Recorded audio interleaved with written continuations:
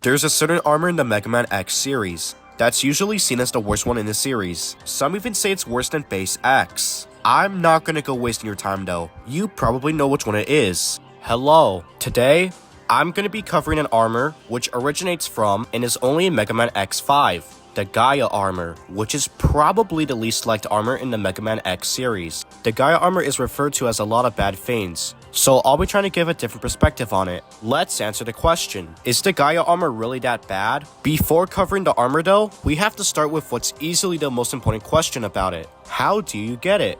Before I get to how to get it, I need to clarify this. If you don't already know, in Mega Man X5, you cannot use the Falcon or Gaea armor if you haven't gotten all their parts. There are two different ways of getting the Gaea armor, the intended method and the faster method. You can also leave a stage after getting an armor part, not defeating the boss, and you'll still get the part. I don't know why you would, but it's there. I'll be talking about that as well after I talk about the two methods. Starting with the intended method, you need to do all the stages on the left side. Go to Crescent Grizzly stage first. At the end of the stage, there's a section where you need to time a dash jump well. If you do it, you get the Falcon armor's leg part. Then, get Crescent Grizzly's weapon by defeating him. Then go to Tidal Wheel stage, defeat him to get his weapon, and revisit it. You then use his weapon, the Goo Shaver. Either variant of it works, but the uncharged version is more precise. You get the Falcon armor's body part. Then go to Volt Kraken stage, and get all the blue spears in the beginning of it. If you do, you get the Falcon armor's head part. Finally, go to Shining Firefly stage. Go up to the first wall you see after the big wall climbing section. It will be the wall that will have a prism generator there. Use Crescent Grizzly's weapon, the C-Shot, to destroy it, and you get the arm parts. You will then have the Falcon armor. Now, go to the stages on the right side.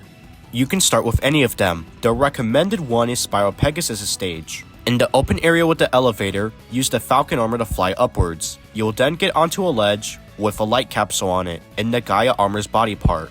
Go to Spike Rosered stage after. When you get to the section with the ropes, do it normally until you see an area with two spikes on the walls, with an opening. Use the Falcon armor to fly up there, and then you get the Gaea armor's foot part. Go to Dark Necrobat stage. There will be a gap just below the boss door. Go down in the gap, and you'll encounter the infamous F-Laser puzzle. The F-Laser being Shining Firefly's weapon. Do the puzzle to destroy the wall. The destroyable part of it is on the opposite side of the light capsule. Then you get the Gaea armor's head part. Finally, go to Burn Down Rex's stage. You can get it in two ways, and both ways involve different paths. In the section with the fork in the road, you can either go to the upper path, which will have you fight a mini-boss. After fighting it, don't go to the boss's door. Just use the Falcon armor to fly straight towards the light capsule. The other method is entering the right armor and going to the lower path with the lava. You did encounter another fork in the road. After some platforming, you will see the light capsule and another right armor on a ledge. Dash jump towards the ledge, and then exit the right armor, entering the other one in the process. Either way, you then get the Gaea armor's arm part. You have the Gaea armor now in the intended method. If you played through all the stages and defeated the 8 Mavericks, you played through all 8 of the Maverick stages and revisited Tidal Whale stage. If you played through the stages, but only defeated the bosses you needed to, you defeated Crescent Grizzly, Tidal Whale, and revisiting the stage, and Shining Firefly to end it off. Either way with the intended method, you get it pretty late into the game, and you may as well just complete the stages you visit on the first go. Moving on to the faster method, it will have you start by going to Shining Fireflies and Spiral Pegasus stages. Defeat them as well. Their weapons will be needed for the faster method. We know why the F-Laser is important, but what about Spiral Pegasus' weapon, the Wind Spiral? It's because of something called the Wind Spiral Pause Trick. This pause trick is using the Wind Spiral at the apex of your jump, using the Wind Spiral, and pausing after its initial rise. Go to the X-Buster or any other weapon, and pause immediately after. Then go back to the Wind Spiral, and use the Wind Spiral to get another rise in height. If you do it right, and you repeat it over and over, you'll get a slow, but noticeable increase in height. Way higher than what a normal jump is capable of. Now that we have that in mind, let's start getting the Gaea armor by going to Dark Necrobat stage to get it out of the way. Do the puzzle the same way you did in the intended method. You get the Gaea armor's head part. Go to Spiral Pegasus stage. When you go to the open area, take the elevator and ride it until you are above the nearby spiked platform. Dash jump off the elevator and do the Wind Spiral Pause trick until you get to the ledge with the light capsule. You then get the Gaea armor's body part. Go to Burnt Down Rex's stage. In the first fork in the road mentioned earlier, take the right armor and do the method with the lower path. Do the same things you did in the intended method. you get the Gaea armor's arm part. Finally, go to Spike Rose Red stage. Go to the same section I mentioned earlier, jump off the rope, and do the wing spiral pause trick. Here's how I do it. Turn on auto fire, and go to the right wall with the spikes, but have your hitbox in a way where you just barely don't touch them. Use wing spiral, switch to the X Buster, hold down the button for the special weapons while in the pause menu, and then switch to wing spiral. If you did it right, you should be sent up at a fast rate, without having to weapon swap or pause. This is because the spikes interrupt wing spiral's animation, leading to the fast rise. When the animation stops being interrupted though, you have to do it normally. Dash jump after to get to the light capsule. You get the Gaea armor's foot part. You now have the Gaea armor. If you played through all the stages and defeated all the bosses you visited, you defeated Shining Firefly, Spiral Pegasus, and revisited his stage, Spike Rose Red, Dark Necrobat, and Burn Dino Rex. If you didn't defeat the bosses, you didn't need to defeat to get the Gaea armor. You only defeated Shining Firefly and Spiral Pegasus, with a revisit as well. Okay, with all of that out of the way, what is the Gaea armor actually capable of? The Gaea armor has a normal attack with two different variations, an uncharged shot and a charged shot. You get the charged shot as soon as you start charging, so it's very spammable. Both shots can also erase projectiles from enemies and bosses. The only other attack the Gaea armor has is the Giga attack. It lasts for a couple seconds, doing heavy damage to any enemy or boss that it hits. It can only be used when the amount of energy for the Giga attack is full. You are invincible while doing this, even to things like the lava and Burn Dino Rex's stage, and you will be stalled in the air if you use it while jumping.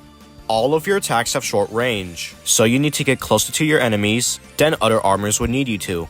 The Gaea armor is the only armor that's able to break blocks with a V on them. You can also push them with your dash. This is useful for secrets and items that no other armor can get.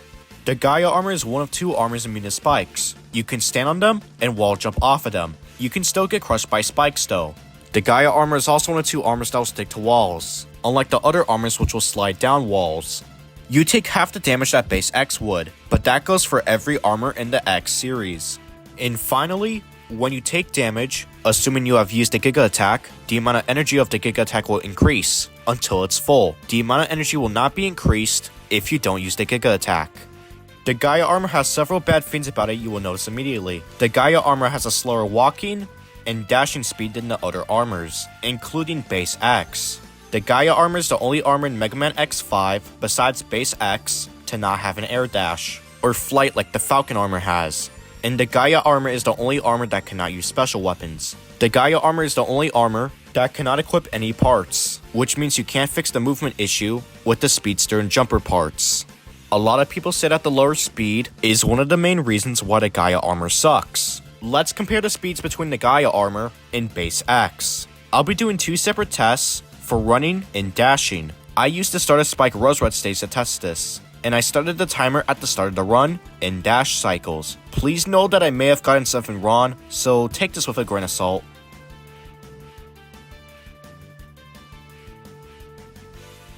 For both base X and the Gaea armor, the running speed is the exact same, meaning that if there is a decrease in running speed, it doesn't matter too much. However, the Gaea armor has a slower dash. While this is small, this adds up with all the time you spend using the Gaea armor in X5, which will make you spend more time in the game. This also includes the dash jump, which can make certain parts of stages a little harder to go through, as you actually get less distance with it. Okay, with the armor and what it's about said and done, how does it do in the stages of Mega Man X5? Since the Gaea armor cannot access the intro stage, I'll be starting with Crescent Grizzly's stage. I will also be mentioning any items that only the Gaea armor can get. Also, I will skip over mini bosses in the stages until we get over to that section. Overall, the Gaea armor does well in Crescent Grizzly's stage. You are immune to the spikes in the stage, but it isn't that much different from any other armor. You're meant to get the heart tank with the Gaea armor, but the Falcon armor's flight can get it. In Tidal Whale stage, the Gaea armor does as well as any armor does. Like in Crescent Grizzly, you're meant to get the heart tank with the Gaea armor, but you can get it with the Falcon armor. In Volt Kraken stage, the Gaea armor does pretty good. The Ride Chaser section stays the same, and the puzzles become easier, as you're immune to the spikes that would normally make some puzzles difficult. You can get the heart tank with the Gaea armor, as you can break the V blocks that would block your way with any other armor. For Shining Firefly, it's more or less the same, but you're immune to spikes that aren't the falling traps, so platforming becomes easier. Like with Crescent Grizzly, in Tidal Whale, you're meant to get the hard tank with the Gaea armor, but the Falcon armor can just get it. For Spiral Pegasus, it's the same as doing it normally. You still get insta-killed if you get crushed by the spikes on the elevator section, so that doesn't change. Spike Rose Red is the same as normal. You can skip the starting section by breaking the V blocks, so you take a different route. To get the hard tank, you have to do a puzzle with moving and breaking the V blocks. Now for Dark Necrobat, it's surprisingly good. You don't have to worry about the spikes that can appear in the earlier sections of the stage, because you won't die from them, even if they hit you from above. The spike immunity does help in the rest of the stage, but it's nowhere near as impactful there. For the final Maverick stage, Burn Denorex doesn't change too much. While the speed does affect your timing, with the insta-killing lava in the early sections of the stage, it's still incredibly forgiving, and you won't need to mash to stay on the walls used to dodge the lava. The rest of the stage is the same as doing it with any other armor. While you're intended to get many of the hard tanks with the Gaea armor, you only need to get the hard tanks in Volt Kraken and Spike Rose Red stage with it. Now for the endgame stages, this is where you're intended to use the Gaea armor. So what kind of first impression does Zero Stage 1 give the Gaea armor? Let me explain. First, the Gaea armor is the only armor without special weapons, so you can use the skip the challenge weapon, the Darkhold, like you can with the others. Second, no air dash makes some sections more difficult. Not by much, but you'll notice it. Lastly, the Gaea armor's slower speed actually matters here, as you have to go through the stage incredibly well, or you'll die to the lasers. It's not impossible, not at all, but it has a harder time in the stage than the other armors do. Zero Stage 2 is way better. The entire stage seems to be made with the Gaea armor in mind. You can easily climb the spike walls you can see, and just walk over gaps of spikes that every armor, or Zero, has to avoid. Zero Stage 3 is still pretty easy. You can very easily ignore the spikes that would make you have to time your jumps with the broken platforms. This one section can be annoying to get through, but it still shouldn't be too bad. The final stage, being Zero Stage 4, is a boss rush, so platforming isn't as important there. The first section of platforming is completely cheesed by the Gaea armor being immune to spikes, while the other one is more difficult, as the reduced speed matters here, especially with the disappearing blocks. At the final jump, you need to cling onto the sides of the disappearing block, then jump off the sides to get to the boss door. With this stage is done, what about the enemies and bosses in the game? Against enemies, the Gaea armor generally does very well against them. The only exceptions are the Raidens and the Spark Gunners, as they take several charge shots to kill and can block your shots. For mini bosses, the Gaea armor does pretty good against them. You can very easily and quickly take them out, due to how spammable the Gaea armor's charge shots are. This varies a lot though, as the Gaea armor does have shorter range, and it does terrible against the mini boss in Burn Down Rex's stage. Now for bosses, the Gaea armor can take them out so quickly. The ultimate armor is the only armor that can match it in terms of damage, and the Gaea armor can even surpass it in some cases. This is because the Gaea armor's charge shots have almost no cooldown, making them tear through the boss's health bars. The Gaea armor does have some important special interactions I need to get into. I'll be starting with the interactions against bosses generally, then interactions against specific ones. Starting off with the general interactions, as I mentioned earlier in the video, the Gaea armor's charge shot is able to erase certain projectiles bosses can use. These include Crescent Grizzly's Crescent Shot, Burn Down Rex's Ground Fire and Fireballs, Volt Kraken's Tri-Thunders, including the ones he uses at low health, and finally, Zero Sea Buster, Shin Masenko, and Awaken Zero Shin Getsurin. The first special interaction the Gaea armor has is not being insta-killed by the spikes in Tidal Whale's fight. They still do a lot of damage though when you get crushed by the ice blocks. Against the Shadow Devil, you can just hang on the top corners and dodge most of its attacks. Rang the Bang does by far hit the hardest by the Gaea armor, as you can take its eyes out really fast. It makes its Soul Boca attack, which is usually very annoying, absolutely nothing.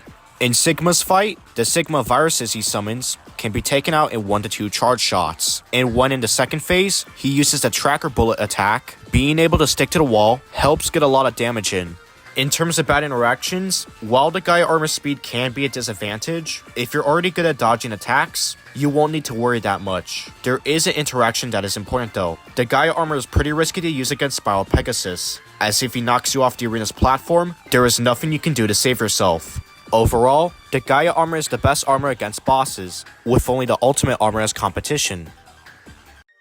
To answer the question I said, in the beginning of the video, is the Gaea armor really that bad? No, not at all. However, with how late you can realistically get this armor, either being right before the 0 stages, or about 5 Mavericks in, you won't get as much time to use it as the 4th armor, or even the Falcon armor if you went for it before the Gaea armor. I personally think that's why it gets the reputation it does. Even though the Gaea armor does have its unfixable movement issues, and they are absolutely there, the amount of damage you can do makes up for that. Before ending the video, I do want to say that not everyone in the world thinks this armor is the worst, and the people who say the Gaea armor is the worst don't make them bad or good at playing the X games. It's just an opinion. For me, the worst armor is the first armor, but that's due to base X and every other armor having the dash by default starting from Mega Man X2. It's really good in X1, so I'm just saying that when comparing it to the other armors. Thanks for watching this video. I'm trying a new video format for this channel. I don't plan on making this format a series on this channel. I already have the boss rankings and model videos, but if you want to see this format for another armor in the series, or maybe even for the Classic or Zero series, let me know in the comments. Anyways, the next video of mine will be the Model P video, and that video is going to be really cool when it comes out. I'll see you next time when that video comes out.